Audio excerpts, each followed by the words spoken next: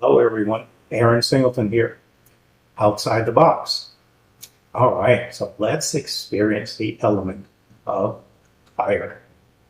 So as I said earlier in other videos, this grid would normally be laying flat, and this would be projecting out at a radius of about 14 feet.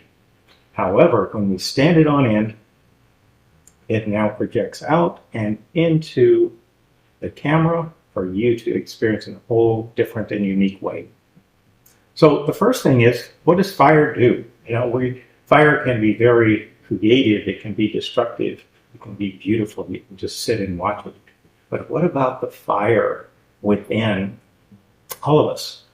And sometimes our fire is a little bit low. We look at Chinese medicine and we have fire and phlegm and air and everything else moving in harmony. So if fire is in harmony, then you can be one with the fire. You can guide and direct fire energy through your body for healing, for meditation, for whatever you need. Now, I like to sit by the campsite, fireplace, and just stare because it's beautiful. Also keeps me warm by a campfire. But what are you experiencing right now as the energy of fire, the element, as it comes into you right now? Where is it going? How does it feel? What is it doing?